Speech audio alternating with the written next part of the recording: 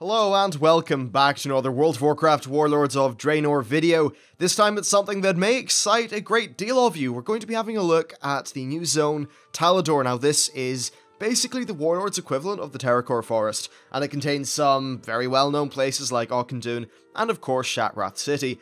Now before we fully get into the video, I just want to mention that this is like all totally legal stuff. I've done all my checks and you know, things like that. This isn't some sort of hacking or anything like that. It's using class mechanics, and it's the exact same thing that many of the fan sites who've got a lot of screenshots are doing, so it's all cool. Anyway, with all that said, let's get into the video. So that structure you can see off there is Auchindoun, and it is, of course, quite a lot well, you know, well, less dead, I suppose. It's quite a lot less dead than when we previously saw it. So this is an ancient Draenei burial ground. That's basically where they take their dead. And, of course, with all those dead Draenei spirits floating around, it must have been of great interest to the various groups who went there in the Burning Crusade when it was all sort of damaged. This expansion is, of course, set a good number of years before the Burning Crusade. I don't have the number exactly on the top of my head, but obviously, there's living Draenei chilling out. And interestingly here, I saw either Blood Elf or High Elf, I'm not 100% sure. I'm an Alliance character, and she was neutral to me. So there could be some sort of Blood Elf action going on and around here. Now you may have noticed there just on the side there's a bit of fell corruption in the clip. I don't think I got any more shots of that, unfortunately. But there is some demon stuff, and you'll see that later on in the video.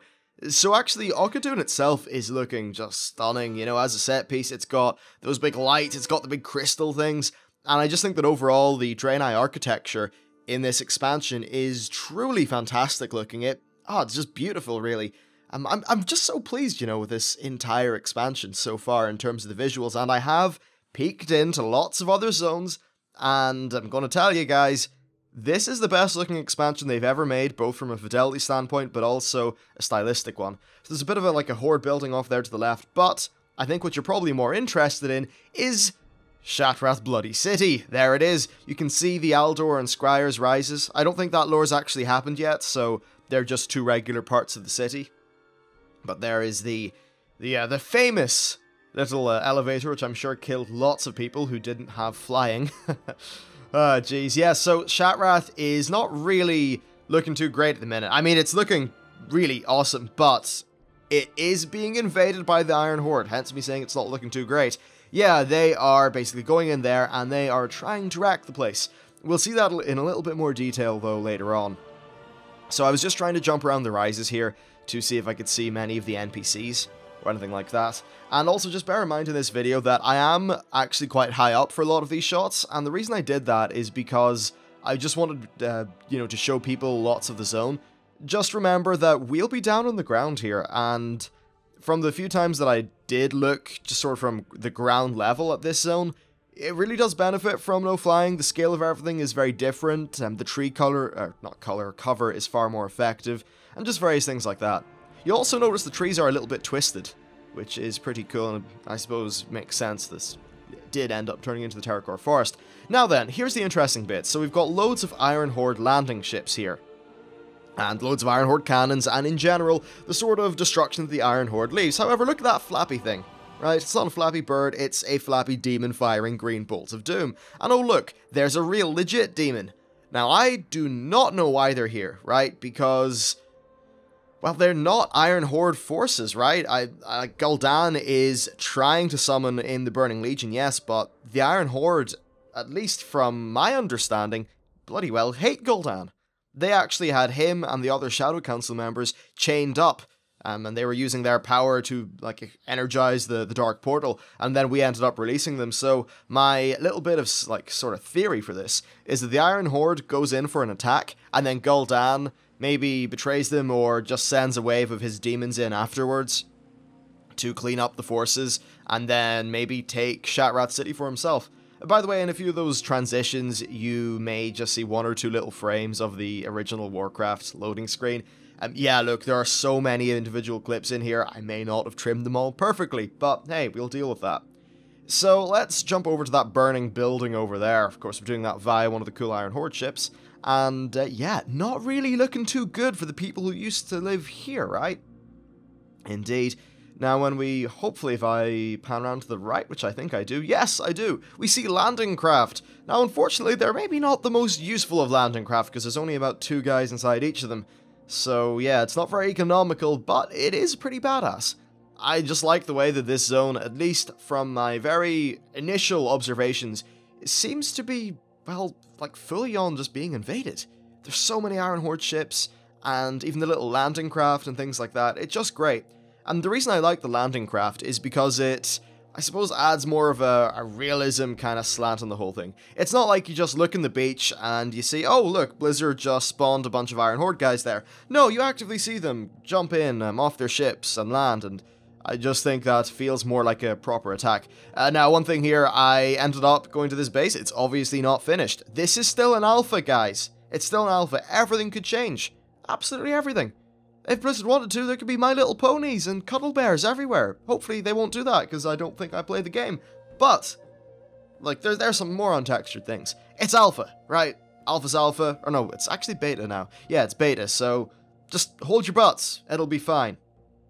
Anyway, so let's keep on traveling throughout the zone. Now, I have, up until this point, had everything pretty much in direct order. I may have needed to make a few cuts here. Now, this zone was relatively stable. I was able to get most of these shots within one kind of trip. But unfortunately, it would just kind of, I don't know if it would time out or something, but it would boot me back to where my character was standing. So that was a little bit unfortunate. And Farsight and Eagle Eye are not always the most, I guess, I don't know, consistent of things. Anyway, so here we are up on the mountains. This is actually quite close to where I was previously. I just jumped up onto the mountains. And we actually get to see the bloody Kirin Tor soon.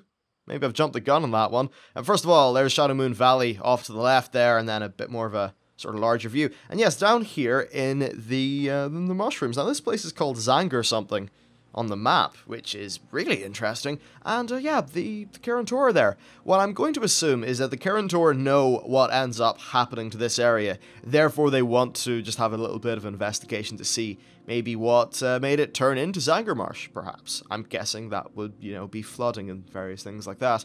So yeah, there's some, not nether rays, spore bats flying up there, which is pretty cool.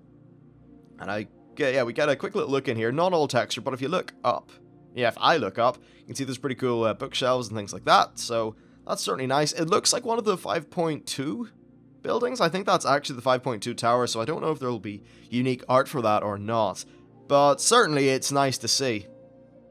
And yeah, I don't really think I've got a great deal else to say in this zone. I suppose, yeah, Terracore Forest is what you'll probably have as a frame of reference for here. Now, in the original Outland, I don't really think the Spires of Iraq existed too much. And what seems to have happened is the Spires of Iraq and Talador sort of merged into each other a little bit, and that's why we have so many Arakoa in the, I suppose, more southern parts of the Terracore Forest. And of course, the Spires of Iraq is actually the hometown of the Arakoa. Now, I should have a video on the Spires of Iraq up tomorrow. A little bit of a teaser for you guys. It is beautiful. Especially like the Arakoa architecture whenever you get to see it. Like inside, there's all this golden stuff. It's really cool. Anyway, so here's a Draenei shrine that I decided I'd have a little bit of a snoop on. And yeah, a few NPCs inside it. Overall, though, this zone's looking really cool. It's not fully populated by NPCs, I'd imagine, though there are certainly a decent amount of NPCs to see lying around the place. Here's another Draenei shrine. We're coming near the end of the video now, and that's basically a look through the majority of the zone. I've got to say I'm very impressed. Blizzard have just really knocked it out of the park with this one, honestly. It feels like the full-on Draenei civilization, and as a Draenei player who has always really loved the Draenei lore, it's really exciting to see this stuff realized. The same thing goes for the Temple of Karabor, and by the way, I just sort of jumped myself into a step there. Not really great for the video, but whatever. So yeah, there's a few more Iron Horde thingies there. Blown up shrine. And overall, looking really awesome. Now, I'm just about to finish off the video at this lighthouse style thingy. I've already seen this model in the temple, not the Temple of Karabor, in Shadow Moon Valley, and I think it's really cool looking. So yeah, that's basically it. Now, be sure to let me know what you think in the comments and all those various things. Thank you very much for watching this video, hope you enjoyed it, and I will see you all next time.